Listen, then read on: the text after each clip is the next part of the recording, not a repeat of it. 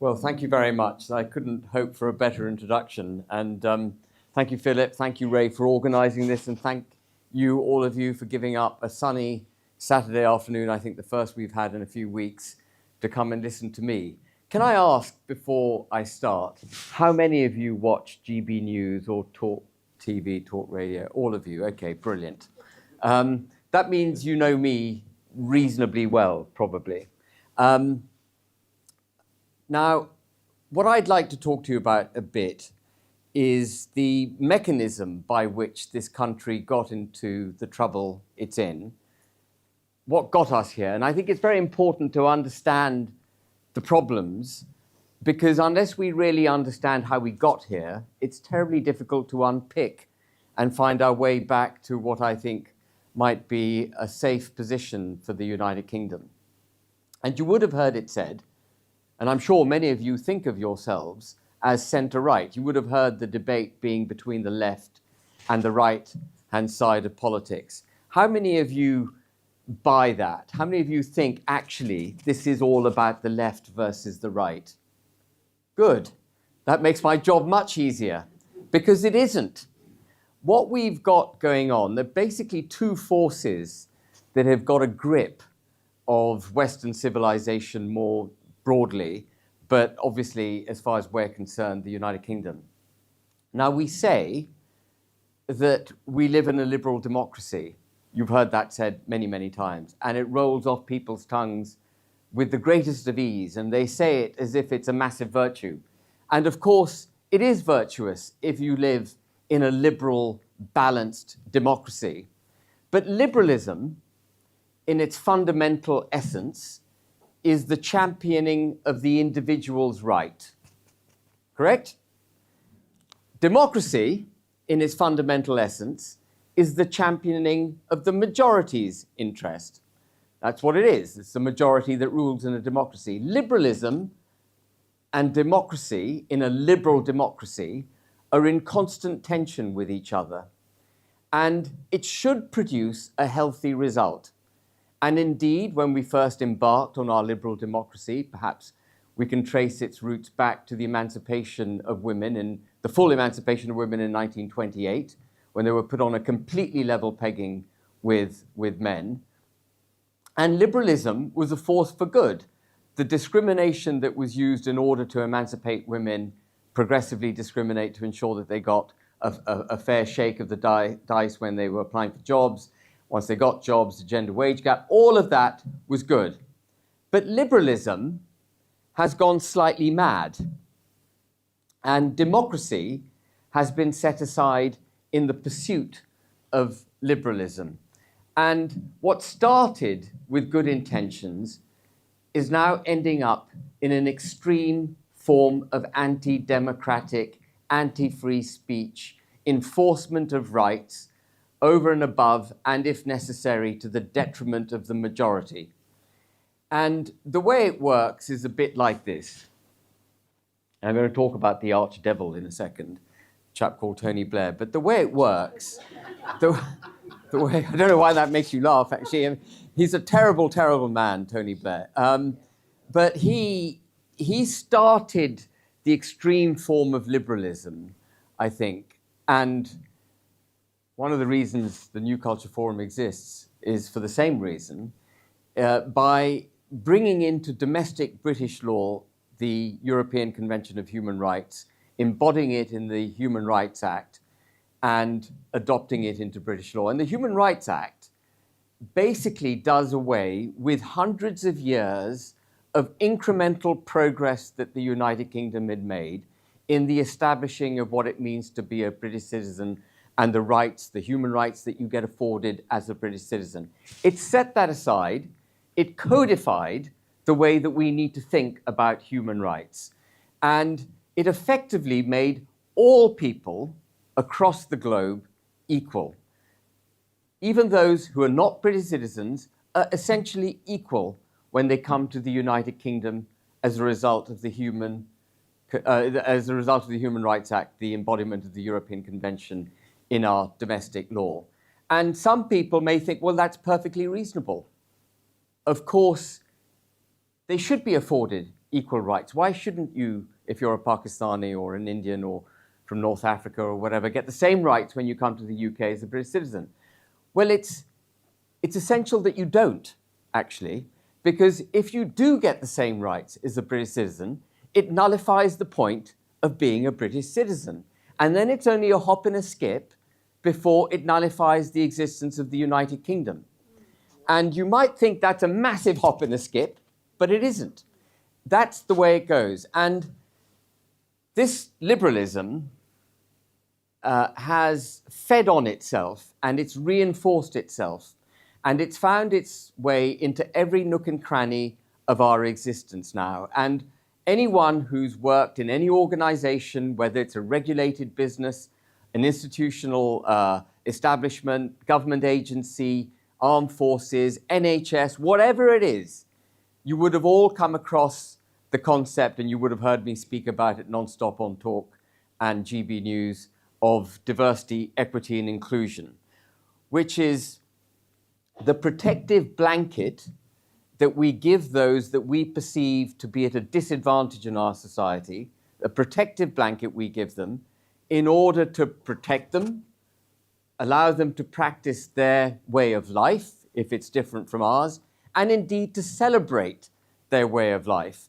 And DEI is the opposite of the progressive, gentle progressive form of liberalism that was used to emancipate women.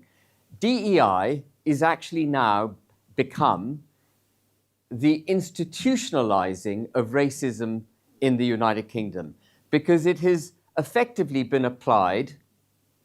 It's been applied broadly, but it's been effectively applied to the mass number of migrants who've come to the United Kingdom over the last, particularly the last 5 years, but over the last 30 years, ever since Blair started this experiment. And so multiculturalism was born.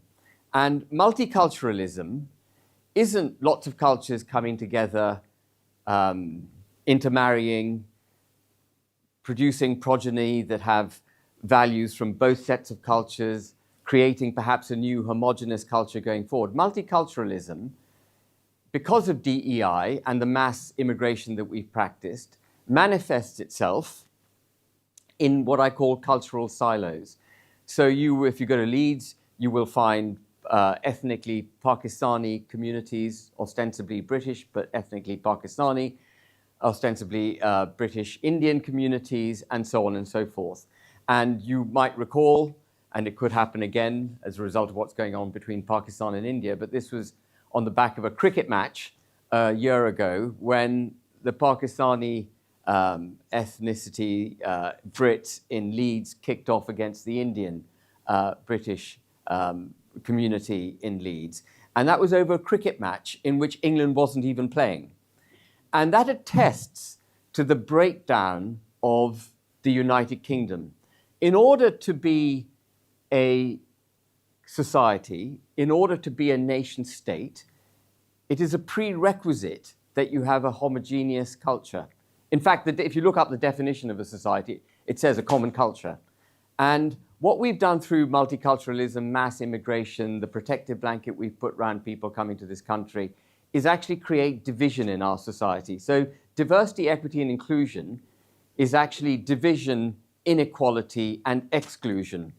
And what's also happened alongside all of this is that in order to keep the peace, you would have noticed that our policing has become more draconian. We've moved away from the very pleasant sight of a community bobby whose most sort of aggressive weapon was a truncheon and his tall hat. Do you see those tall hats anymore? I can't even remember what it's called. Can anyone remember what it's called? Anyway, we don't see them anymore. And I remember as a child, I lived in Berkhamsted as a child. My parents had a place in Berkhamsted. And I used to know the policeman's name. And he knew my name. But if you see a policeman on the beat, which is very, very rare, because they're mostly in cars nowadays, but if you were fortunate enough to see a policeman on the street, you see him in a bulletproof jacket, with a cap, and often with a pistol by his side. And that, again, attests to the breakdown in the United Kingdom. Tony Blair, when he embarked on this project, set aside, as I said, hundreds of years of incremental progress in the way that our culture and our constitution had evolved. And he embarked on the biggest reformation, the biggest experimental, a priori, without any experience, reformation of the United Kingdom. And it's been a disaster. It's been an utter disaster for the country.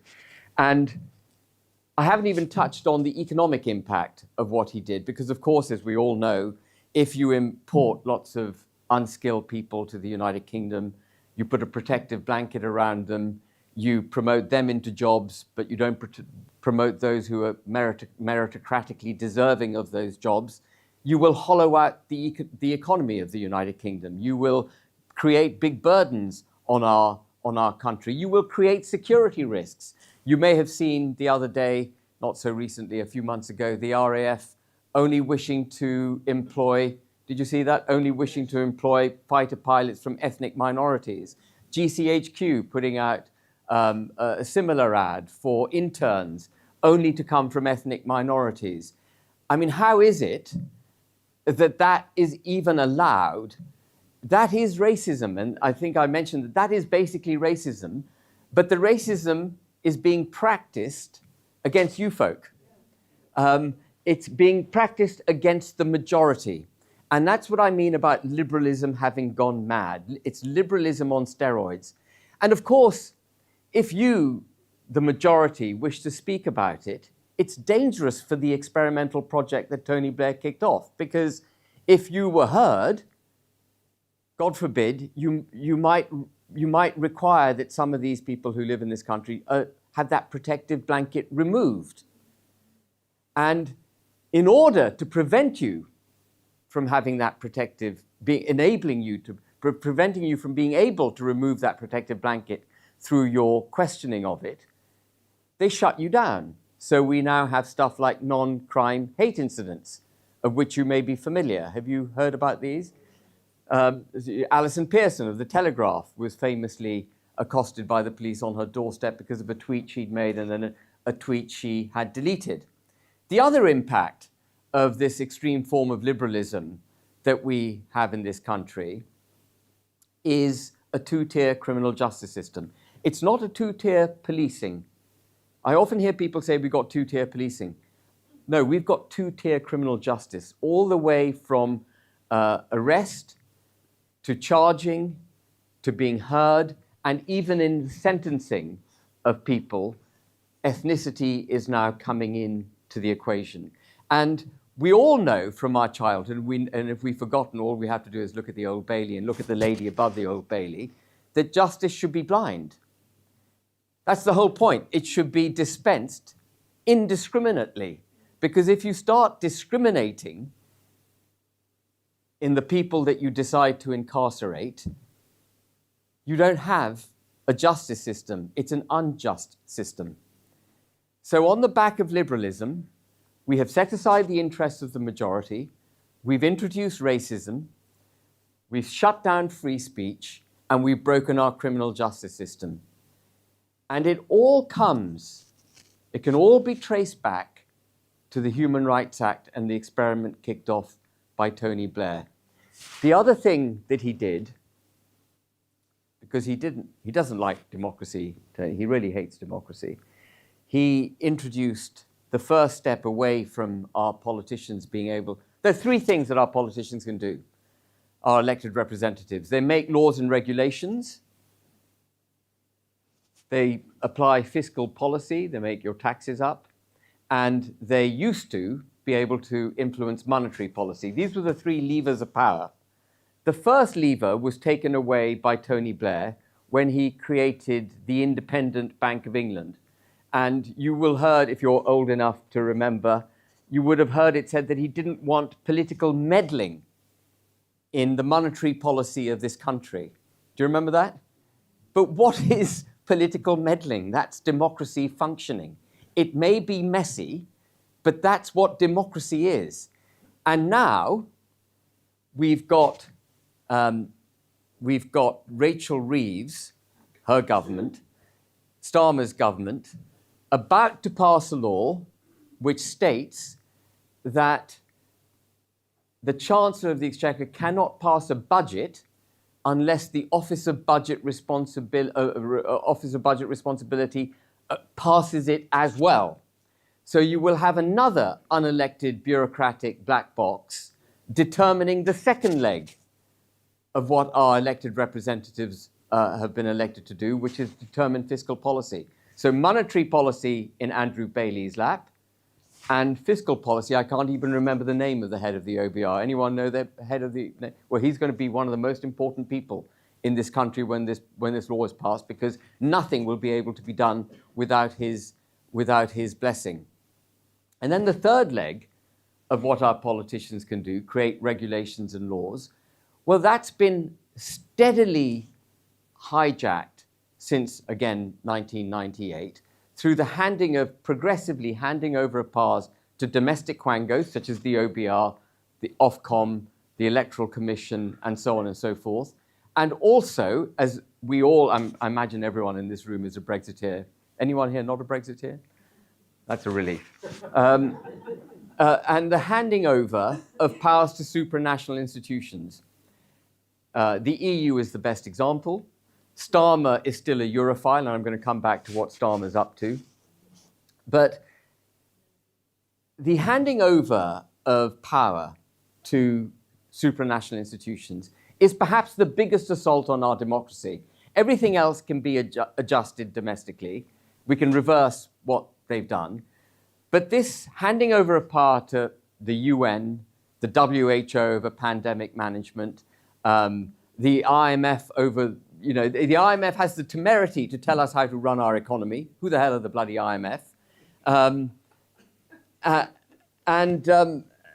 then the other thing you would have heard said is international law. Oh, we can't do that because it's prohibited under international law. Have you heard that? Oh, yes. Now, we don't have a written constitution, but it was axiomatic in our British Constitution before Tony Blair got to office, that no government can bind a successor government. Are you familiar with that concept? And it's a powerful and important concept because it gives elected politicians the opportunity to change direction. But if you vest power in domestic quangos, international law, and supranational institutions, you neuter government. You neuter government's ability to actually change the law, don't you? So we can't make monetary policy in this country. We'll still won't be able to make fiscal policy through our elected representatives, and they don't even make the law. Parliament, to a very significant extent, even though we have technically left the EU, and we can debate whether or not we've properly left, we haven't, in my view, Parliament is not representing us. So this experiment of liberalism has resulted in racism and all the other things that I've talked about, including the shutting down of our democracy. But that's natural. That is what you would expect of an extreme form of liberalism, because, as I said, the majority's interests threaten the individual. And so Tony Blair, to give him his credit, was extremely good at setting aside everything that was important in our democracy. And there's another force that's been taking hold over the last 70, 80 years that has gone hand in hand with liberalism, and it's globalism. I've touched on it with the supranational institutions, international law. But after World War II, there was a belief, rightly probably, that muscular, belligerent nations, some more than others, I suspect, needed to be held in check. And so the European Convention of Human Rights was born, the United Nations were born, and people began to cooperate more on an international level. And that was probably important then. But let's just take the European Court of Human Rights as an example. I think it was set up in 1949, correct me if I'm wrong, and it's got 46 members. It's got 18 basic conventions, and its court used to meet, and it was an advisory decision that its courts used to make until 1995. In 1995, the European Convention was varied so that if you were a member of the European Convention, you had to accept its court as the supreme judicial body in all things that related to the convention. Any arbitration, any judicial, any judgments basically had to be adopted by the country in question. And between 1949 and 1995, when the convention was actually working the way it had been intended to work, the European Court of Human Rights had about 850 judgments, which were, as I say, just advisory. Since it was elevated to the position it now holds and taken into British law, and the European Court adopted as our supreme judicial body in 1998, how many adjudications do you think it's put out? 23,500. It's on steroids. And can any of you name any of the magistrates, they're not even proper judges, any of the magistrates that sit on the European Court? No one knows. But they are the supreme body that govern human rights in this country. And the other thing, I'm going around a bit now, it's a bit of a collage I'm painting, so forgive me if it's not linear in the delivery. But you must all wonder, and I used to puzzle over it, how is it that the Channel, which had acted as a moat to protect the United Kingdom for thousands of years, has now become an Achilles heel, that actually it's easier to police a land border. When I was growing up, I used to say, very difficult to police a land border because it's hundreds of miles long, maybe thousands of miles long. People can come in from any direction. The little bit of water between us and France is eminently capable of being policed. And what had acted as a moat has now become our Achilles heel. Why is that? And the reason is born out of the same liberal, global, philosophical order. It's because the people who are seeking to break the law coming into our country are afforded the same protections as you are. And so it doesn't matter that they're breaking the law to get into the United Kingdom. Their human rights must be observed. And it doesn't matter that civil society in the United Kingdom may be threatened by them. That threat comes later. So they will preserve and protect the criminals' rights, but they won't protect yours. And that principle too has found its way round our criminal justice system.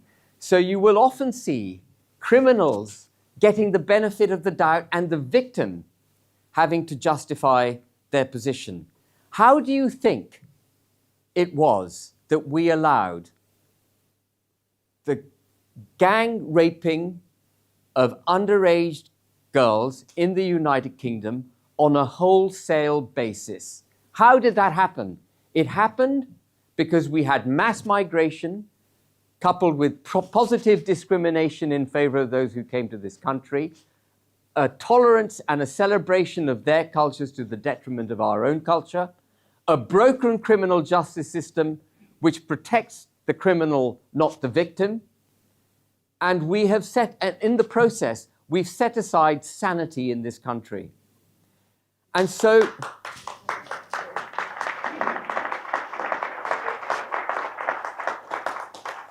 the big threat to the United Kingdom is neither from the far left or the left, or the far, I don't know anyone who's far right, but from the right or the far right. That is a complete misrepresentation of the problems in the country. The threat that we're facing comes from the liberal global order, which has set aside our democracy. And in setting aside our democracy, it has set aside the interests of the majority of the people in this country. That is the fight. Now, Starmer will want to call it a fight between the left and the right, because somehow in common lexicon, being a lefty is fine, but if you're right-wing, it's a hop and a skip to being far-right, and before you know it, that conjures up images of swastikas, and even the St. George's flag now is vilified. On St. George's Day, did you see this? So on St. George's Day, Starmer said that Instead of celebrating St. George's Day, he came up and he said, we've got to reclaim the St. George's flag away from the far right. There ain't no bloody far right in the United Kingdom. If you believe in your country, you're now regarded as far right because it's this extreme form of liberalism that wants to shut you down. I'm going to talk about Tommy Robinson. I don't know Tommy Robinson. I'm not an apologist for Tommy Robinson. Tommy Robinson is one individual among many. We all have equal rights. We should all be treated equally. But Tommy Robinson, in my view, is undoubtedly a political prisoner. There is absolutely no way.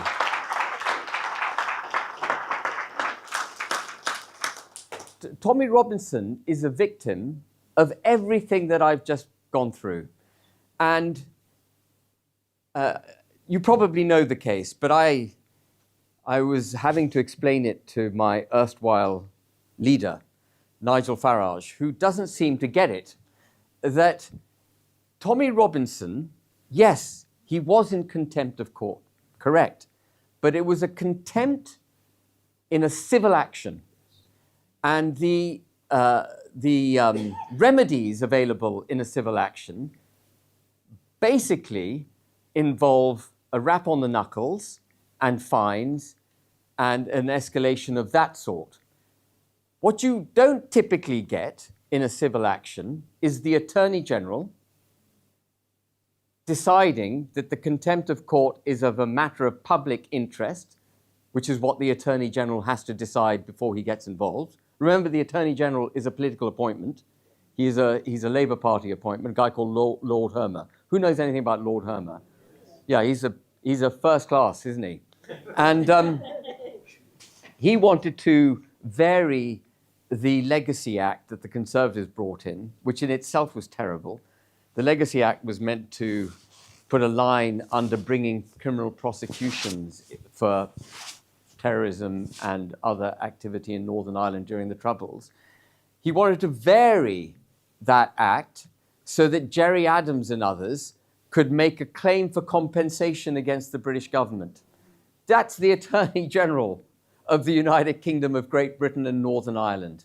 We prosecute our own soldiers because they were the victims. We don't prosecute the criminals. The IRA were the criminals, remember? But we will protect and promote and allow Gerry Adams to bring a case for compensation because he was incarcerated without the Secretary of State signing off on it. Such a small point of law that Lord Hermer had to focus on. Anyway, Lord Hermer decided that Tommy Robinson's civil action was a matter of public interest. He then brought it in and made it effectively a criminal act and directed the courts to incarcerate Tommy Robinson. So he was put in jail, I think, for 1 year and 8 months with a minimum of 9 months to be served before he could be released. And that is political imprisonment. And it's perhaps no accident that it was for showing a film, which also happens to be the shutting down of free speech. But perhaps the most egregious example, and again, I'm sure you're all aware of it, given the nodding heads on all the other subjects. The most egregious example recently has been the protest that took place after the Southport killings. The Prime Minister, after the Southport killings, should have got up on television and he should have said the girls who were killed in Southport had been killed in a monstrous way. There were other girls who were also very physically damaged and hurt by this monster.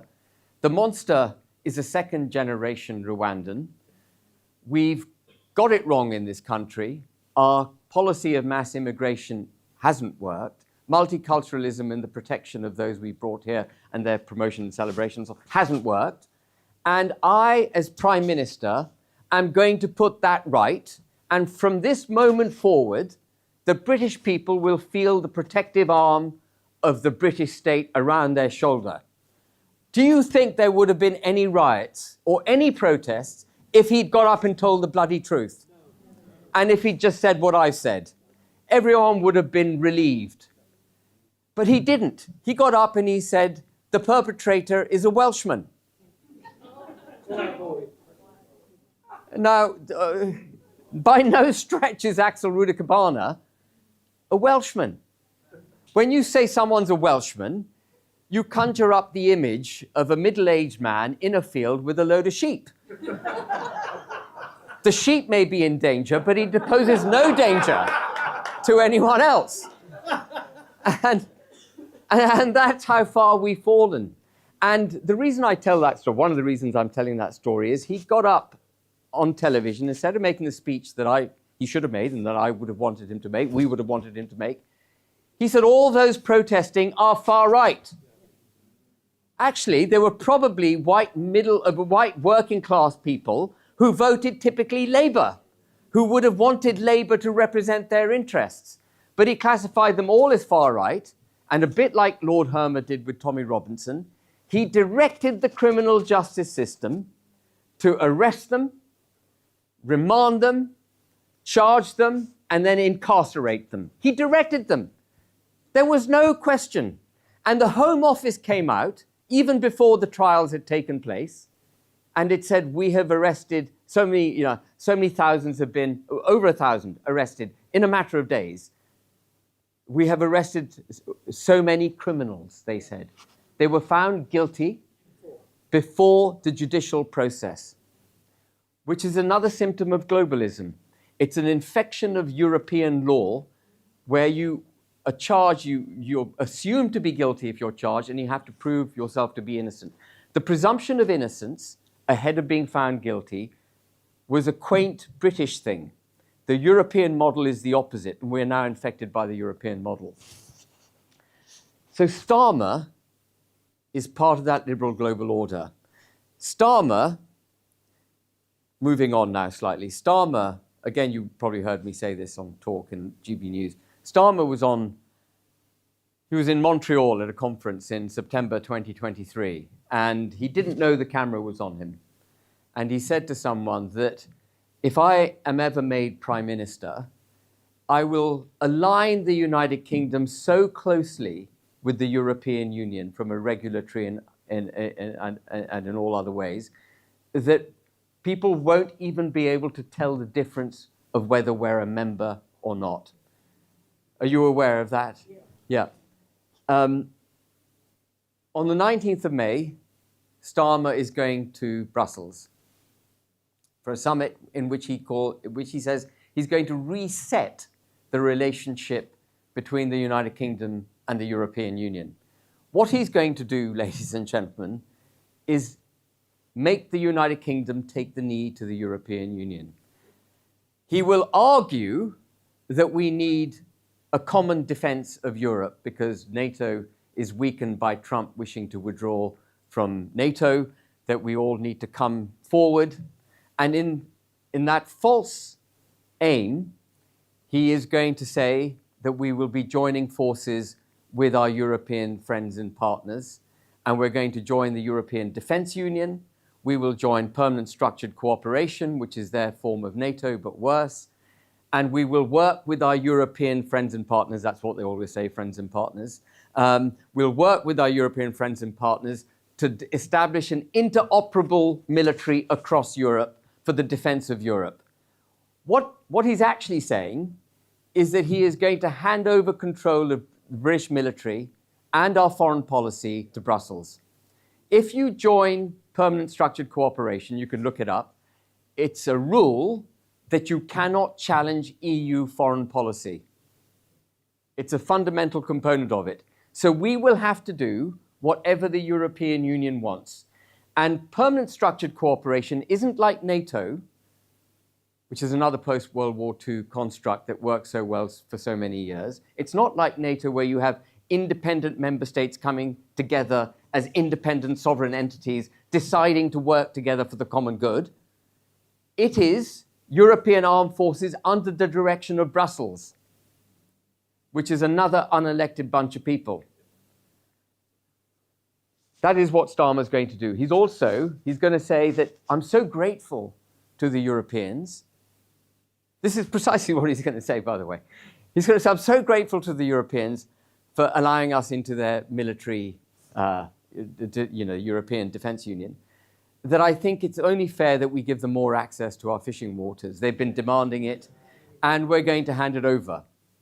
Wasn't fishing an absolutely totemically important part of the fight for Brexit? And didn't Boris Johnson and every successive Prime Minister and Minister in Cabinet turn their back on our fishing industry? No one talks about fishing anymore. They banged that drum because it pleased them to bang that drum in the run-up to the referendum, and they've turned their backs on fishing. So he's going to give away more fishing, he's going to give up our armed forces, and goodness else, he's going to align us on sanitary and phytosanitary regulations, which will make it very difficult for us to have a free trade deal with the US. Not that I'm a great believer in free trade deals, by the way, but it's going to make it very difficult. He's banging the drum about this deal that he signed with the US last week. That was just about a reduction in tariffs. His heart is not in the Anglo-Saxon sphere.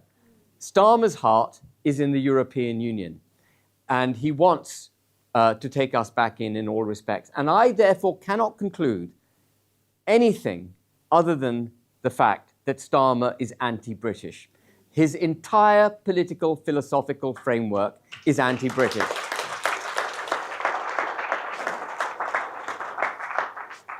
So what are the solutions to this liberal global... Oh, there's just one more thing on the liberal global order. It's become difficult to tell the difference between Conservatives and Labour, not because right has become left, and this attests, by the way, to the point that I was making, that it's not about right versus left, because the Conservatives there should be some distinguishing characteristics about the Conservative Party which allow us to determine that it's conservative. But they look and feel and behave exactly the same way as the Labour Party. And that's because it's not about right and left. It's about liberal global order. And the Conservatives are firmly in that camp. They may not be as extreme as the Labour Party, which no longer represents the working class in this country, but they are absolutely there. And what reform has captured, the mood that reform has captured, is the mood to be British, to once again be proud of our country, not to allow people like Welby to claim that we're responsible for the slave trade, our wealth depends on the slave trade. When I was canvassing in Wellingborough, I went to sixth form Wellingborough politics class, and I asked the class, how many of you think our national wealth comes from the slave trade? 2/3 of the class put their hands up. You know, not a nod to the agrarian revolution or the industrial revolution or all the great other inventions that we created, the creation of our fantastic common law that's been so infected now by European law. All these things, which I was taught as a child, were the foundations of our greatness, are not taught anymore. They've been set aside. We're having our children indoctrinated. But reform has captured this mood. So why have I fallen out with reform? The reason I've fallen out with reform is, I don't want this to be a Nigel Farage bashing exercise, but the reason I've fallen out, because I don't, I've done a lot of it. The reason I don't want to fall out with reform is, the reason I don't want it to become a Nigel Farage, I have fallen out with reform, and that is irreconcilable. And the reason is because effectively reform has captured the mood of the people, but it's not going to do what you think it's going to do. If you look very closely at what Nigel Farage, you don't have to look that closely. If you look just reasonably closely at what Farage is saying and doing, he's pivoting dramatically to this liberal global order, to the point, for example, where his treasurer, what's his name, Nick Candy, on the day that he was appointed treasurer, was in the Sunday Times singing the praises of Tony Blair and Peter Mandelson. Now, if you've got someone at the senior level in your own party who doesn't understand that Tony Blair is the devil, you shouldn't be in reform. He put Charlie Mullins forward as a candidate. Charlie Mullins, no jab, no job. Charlie Mullins, yes. A complete lunatic Remainer. And on the day that I condemned that suggestion that he should be a candidate, people came back at me and said, Ben, he may have changed his mind since 2016. And I thought, well, yeah, I suppose he could have had a conversion. But thankfully, from my own saving my own face, that afternoon he went on GB News and he said, if I could vote again, I'd vote to go back into the EU. He's learnt nothing. So, and Charlie Mullins is a candidate, and Sarah Potchin, their successful candidate in Runcorn and Helsby, she was welcoming Syrian and Afghan migrants to Cheshire East. She was attending transgender events at which children were present. She was chucked out of the Tory party. She was then chucked out of something called Labour Independence. She's hopeless. And that is, Nigel Farage is Reform, and Reform is Nigel Farage, and he's a fantastic campaigner, second to none with the exception of perhaps Boris Johnson. But we know how Boris Johnson's administration ended up. It was a disaster at every single level. And the party, Reform, could have coped perhaps with Farage if it had properly democratized, if it had set up a system by which the leadership was elected, was held accountable, and that other great people, listen, this country ain't going to be saved by one man. It has to be saved by a bunch of great men and women. We need great minds, fearless speakers, ideologically solid people who will not waver to take office in 2029. And we are in Last Chance Saloon. And that's why, as I'm sure you're aware, I fought hard to reform, to democratize it so that great people could join without the fear of being chopped down. The reason Rupert Lowe was thrown out was not because of some massive ideological debate between Farage and him, simply because Rupert was doing such a great job and was being seen to be doing such a great job. And Elon Musk said what he said about Rupert, with which I'm sure you're familiar. And at that moment, I think it was the 5th of January, from that moment onwards, Rupert Lowe had a target on his back. He was going to be chopped. And so if you're a really proud, pro-British politician, you're going to be fearful of joining Reform. You're going to, it's going to end up with a whole load of sycophants in it and people who aren't, you're going to be fearful if you're really strong and capable because you'll be kicked out. That's what's going to happen. You won't be allowed to stay the distance. So before the Rupert Lowe thing kicked off, I joined this Great British Political Action Committee. And the idea behind the Great British Political Action Committee, of which I'm chairman, was to move the center of gravity of acceptable political debate away from the far sort of liberal globalist place at which it now finds itself to a position which I can colloquially describe as right-wing, pro-British and all of that, move the center of gravity of acceptable political debate, and then on the back of that produce policies that we could effectively hand over to Reform and the Tories if they wanted them, and to find candidates and also to even draft legislation. So that if we do get, and I think we will, by the way, I think we will get a government that is pro-British in 2029. I think that's going to happen one way or another. But so that a government could hit the road running with draft legislation. So that was the idea behind the Great British Pact. And that's what it is doing, and it will continue to do, help to promote the agenda that we all wish to deliver for this country. But since then, Rupert Lowe did happen. And I think that spells, it's such an awful thing that happened to Rupert with the police complaint. It's exactly the kind of lawfare that Reform should be standing up against. It shouldn't be throwing its own under a bus in that way. I don't know if you're familiar, but Zia Youssef made a complaint to the police on the 7th of March saying that Rupert Lowe in December had threatened him with physical violence. Now, if someone is genuinely concerned about being threatened, you don't wait 3 months to go to the police. You do it straight away, don't you? And so for me, the whole thing's vexatious. And that was like a real wake-up call for me that you can't really reform under Farage. Farage is reform is Farage. It ain't going to do the job. So, and then I was rumbled trying to take control. I have taken control of a shell political party, which I'm now working on, and I hope will be structured in a phenomenally democratic, but ideologically solid way that will allow great people to come on board and stay on board and shine. And, you know, I'll see how that goes. It's a very big undertaking. It's very difficult to launch a political party in this country.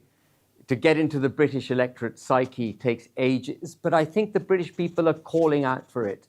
And I don't think that I was delighted, by the way, of Reform's result in the local elections, because it revealed to me the British people are still crying out for it. They voted for it in 2016, they voted for it with Boris Johnson, and they're still voting for it. So if a credible political force can be created, it will get votes. And even though it's a huge challenge, unless you're prepared at least to have a go, you've failed before you even started. So I am going to have a go at doing that, and I hope I will be able to bring some very many good people with me. And there's one last thing I want to say. You must be fed up with listening to me. One last thing I want to say before I finish is you will often hear politicians talk about the economy. It's the economy, stupid. It's the economy. They always go on about the economy. And on the back of the economy, they justify mass immigration because they say Brits are too lazy, they're not prepared to work, blah, blah, blah. And on the back of the drive for economic enhancement, they justify lots of bad policies. It's not about the economy. The economy is important. Our prosperity is important. But our prosperity is impossible if our constitution and our culture and our people are not put first. The economy has to serve the Constitution of the United Kingdom, the culture of the United Kingdom, and the people of the United Kingdom. It has to be our slave. It cannot rule us. And I know that we used to understand this because there was a time that we would have sacrificed our lives to protect our civil liberties. World War II is a good example. We didn't care, or our leaders in those days didn't care about the economic impact of World War II. Of course, it was disastrous. We had to give up the empire, effectively, on the back of fighting World War II. That may have been in train already, but it was certainly accelerated. Huge economic damage. But why did we go to war in World War II? Why did we do it? We did it for the protection of our freedom, our democracy, our constitution, to protect our culture, to protect what it means to be British, to protect the United Kingdom of Great Britain and Northern Ireland, and to protect the people of this country. The economy served us at that point. And so do not allow anyone to tell you that the economy must be put first all the time. We are now, as I say, in a last chance saloon. And we may have to take actions which are economically damaging in the short term in order to protect the really crucial things that matter and that will propel this country into long-term prosperity. That is what Trump is doing for America. People are looking at his tariffs, and by the way, I think it was a bit aggressive the way he went about it, but his tariffs is a yank back from the global order. His insistence that we cough up for NATO is a yank back at the global order. He's saying, I'm putting America first. Why the hell shouldn't he put America first? That's his obligation. And what we've got to learn is that we've got to put the United Kingdom first. We've got to stop pandering to this liberal global order, and we've got to say, no, we're going to ditch DEI. President Trump's ditching it, we better ditch it. He's ditching net zero, we're ditching net zero. He's imposing tariffs. We need to impose. The Indian trade deal is a bad deal. There's nothing good about the Indian trade deal. If any of you watch the news at Ben, I've done a little thing which will come out tomorrow at 10 o'clock. Watch it on the Indian trade deal. I mean, there's no level at which that serves the British people. Right, that's me done. That, I think, was a pretty broad exposition of the issues that face us.